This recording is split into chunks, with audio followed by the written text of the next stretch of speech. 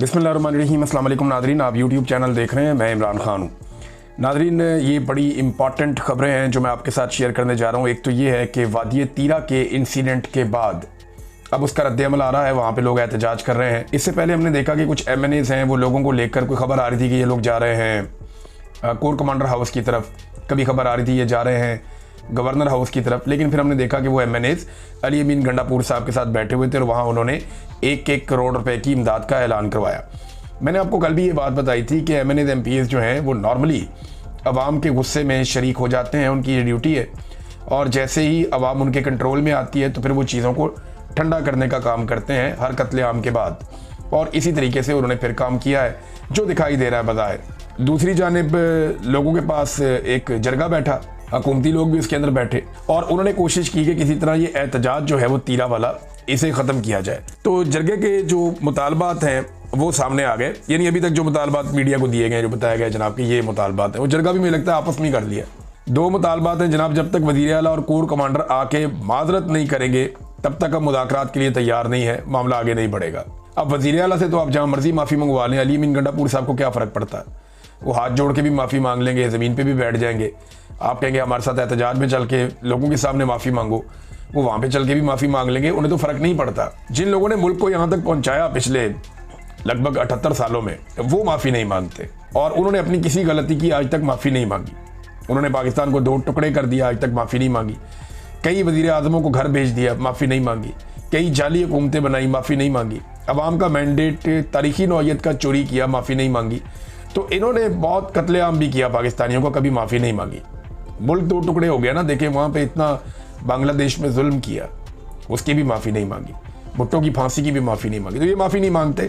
गंडापुर का क्या है, वो जाके माफ़ी मांग लेगा, उससे उसे कोई फ़र्क नहीं पड़ता। अब नाज़रीन, पाकिस्तान के मीडिया ने इसे कैसे पोर्ट्रे किया उस बारे में आते हैं, लेकिन पहले अली अमीन गंडापुर ने एक स्टेटमेंट दिया और उस स्टेटमेंट में अली अमीन गंडापुर ने ये बताया कि जनाब ये ड्रोन भी होते हैं, मार्टर गोले भी फेंके जाते हैं और हवाई जहाज़ भी इस्तेमाल किए जाते हैं, यानी ये जेट तैयारे भी इस्तेमाल किए जाते हैं।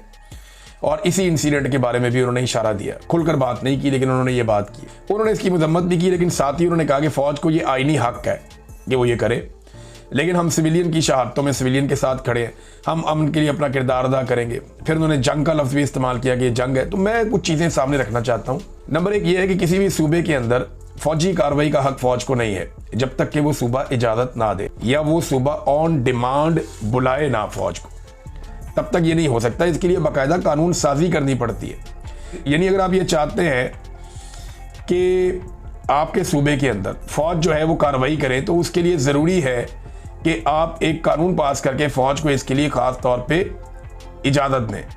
अदरवाइज ये हो नहीं सकता ना। देखिए, आपने एक action in aid civil power का एक लॉ पास किया खैबर पख्तूनख्वा में, जिसके तहत फौज को ये इख्तियार दिया गया कि वो खैबर पख्तूनख्वा में आकर मिलिट्री ऑपरेशन कर सकती है। ये कानून ना हो तो फौज नहीं कर सकती। आप मुझे बताएं ना, पंजाब में ऐसा क्यों नहीं होता? वहाँ पे जेट तैयारे बमबारी क्यों नहीं करते? वहाँ पे भी बहुत दहशतगर्द हैं, दहशतगर्द तंजीमें भी हैं। दहशतगर्दी एक दौर में बड़ी अरूज पे भी रही है। पंजाब में मैंने जो कार्रवाइयाँ खुद जाके कवर की, जहाँ पे दहशतगर्दों के ठिकानों के ऊपर सिक्योरिटी फोर्सेस जाकर हमला करती थी और उन्हें गिरफ्तार करने की या मारने की कोशिश करती थी, तो वहाँ पे जान जोखिम का काम होता था। उधर भी आसान था, ड्रोन भेजते मार देते बम। बड़ा आसान था, मार्टर गोला मारते पूरा घर तबाह कर देते। बड़ा आसान था, वहाँ पे भी जेट तैयारे आते, ऊपर से बमबारी करते और निकल लेते। क्या हम पंजाब में रहने वाले लोगों की ज़िंदगियाँ ज़्यादा कीमती हैं और हमारे खैबर पख्तूनख्वा में रहने वाले पश्तूनों की ज़िंदगियाँ कीमती नहीं हैं? ये नस्ली बुनियाद के ऊपर इम्तियाज़ करना और एक ख़ास नस्ल के लोगों से नफ़रत करना, ये इंतहाई नामुनासिब और घटिया हरकत है और ये हम लगातार होते हुए देख रहे हैं। उस सूबे से लोग एहतजाज करने के लिए आते हैं तो स्नाइपर उन्हें गोलियां मारते हैं चुन चुन के, कि मारो एक को चुन चुन के मारो। उसके बाद जब भी वो लोग एहतजाज करने आते हैं उनके साथ अलग सलूक होता है। फिर पंजाब में लोगों को गिरफ्तार किया जाता है, खैबर पख्तूनख्वा में गोली मार दी जाती है। पंजाब में दहशतगर्दों के खिलाफ बड़ा मुहतात ऑपरेशन किया जाता है, खैबर पख्तूनख्वा में जेट तैयारे पहुंच जाते हैं, मार्टर गोले पहुंच जाते हैं। तो ये जो फ़र्क है ये तो हमें नज़र आ रहा है, पूरी कौम को नज़र आ रहा है और ये ज़्यादती है। अब गंडापुर साहब को देखें ना, ये सूबाई हुकूमत ने बाकायदा खुद एक कानून पास करके दिया जिसे action in aid civil power कहते हैं। अब इस कानून के तहत फौज खैबर पख्तूनख्वा के पूरे सूबे में कार्रवाई करती है। हाई कोर्ट में यह मामला गया था, पेशावर हाई कोर्ट में। पेशावर हाई कोर्ट ने कहा कि ये तो इंसानी हकूक की खिलाफ वर्जियाँ हैं, ये कानून उड़ा के रद्दी की टोकरी में फेंक दिया पेशावर हाई कोर्ट ने। लिहाजा अब फौज के पास कोई इख्तियार नहीं है कि वो खैबर पख्तूनख्वा में मिलिट्री ऑपरेशन करे। तो हुआ ये कि खैबर पख्तूनख्वा की जो उस वक्त की हुकूमत थी, निगरान थी गालिबन, वो चले गए सुप्रीम कोर्ट ऑफ पाकिस्तान। उन्होंने जाके एक रिव्यू पटिशन दायर कर दी कि जनाब हमने इसके ऊपर स्टे ले लिया, ये कानून मौजूद रहेगा और फौज को ये इख्तियार रहेगा कि वो खैबर पख्तूनख्वा में मिलिट्री ऑपरेशंस कर सके, अपने ऑपरेशंस कर सके, अपने एक्शन ले सके। तो मामला ये है कि वो अली अमीन गंडापुर साहब एक इशारा करें अपनी कानूनी टीम को, तो वो जाके वो रिव्यू पटिशन वापस ले लें। जैसे ही वो रिव्यू पटिशन वापस लेंगे, फौज के पास खैबर पख्तूनख्वा में जो आईनी और कानूनी हक है ऑपरेशंस करने का, वो ख़त्म हो जाएगा। फिर फौज सिर्फ बॉर्डरों तक महदूद हो जाएगी और छावनियों तक महदूद हो जाएगी, और फिर सिविलियंस के इलाकों में फौज किसी किस्म का ना फ़िज़ाई ऑपरेशन कर सकेगी, ना ज़मीनी ऑपरेशन कर सकेगी। हाँ, फिर पुलिस जहाँ पे चाहेगी वो सूबाई हुकूमत को दरख्वास्त करके ख़ास तौर पे फ़ौज को बुला सकेगी। यानी पुलिस ये बताएगी हम फलां जगह पे ऑपरेशन करना चाहते हैं, वहाँ दहशतगर्द हैं, हमें सपोर्ट चाहिए थोड़ी सी, तो सूबाई हुकूमत को लिखेगी, सूबाई हुकूमत लिखेगी जी इस ऑपरेशन के लिए हमें फ़ौज चाहिए, यहाँ पे फ़ौज इतने दिनों के लिए ज़रूरत है, तो फिर फ़ौज आ सकेगी, वरना वो नहीं आ सकेगी। तो ये गंडापुर साहब गलत बात कर रहे हैं। ये दो तरीके कर सकते हैं, एक तो ये अपनी सूबाई असम्बली से जैसे इन्होंने करारदाद पास करवाई action in aid civil power के खिलाफ, ऐसे ही वो ये कानून ख़त्म कर सकते हैं। उनके पास सूबे में हुकूमत है, सादा अक्सरियत है, बड़े आराम से गंडापुर साहब ये कर सकते हैं। और उसके अलावा दूसरा तरीका ये है कि गंडापुर साहब इंतहाई आराम से अपनी रिव्यू पटिशन वापस ले ले, तो ये इख्तियारात फौज के ख़त्म हो जाएंगे। ये गंडापुर साहब ने गलत बयानी की है।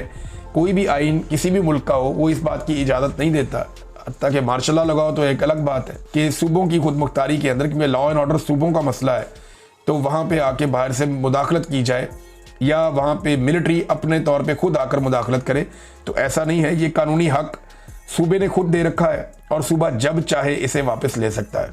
नादरीन, जो अखबारात हैं उन्होंने इसे खारजियों का हमला करार दिया, यानी मैं हैरान हो रहा था। ये जंग अखबार अगर आप देखें तो आपको अंदाज़ा हो जाएगा। वादिय तीरा ख्वारजी कमांडर के घर ज़ख़ीरा बारूद फट गया, 14 दहशतगर्द हलाक, ख़वातीन और बच्चों समेत 10 शहरी शहीद। अब इसमें 9 तो बच्चे थे और 6 ख़वातीन थी, तो 9 और 6 15 तो ये हो गए। अब अगर ये जो 15 है इनके बारे में कह रहे हैं कि 14 दहशतगर्द हैं, ये 15 थे, तो 10 इनमें उन्होंने करार दे दिया कि ये 10 शहीद हैं और 4 मर्द थे। 19 तो उन्होंने पहले गिनवा दिए थे वहाँ पे खड़े हुए एक बुजुर्ग ने।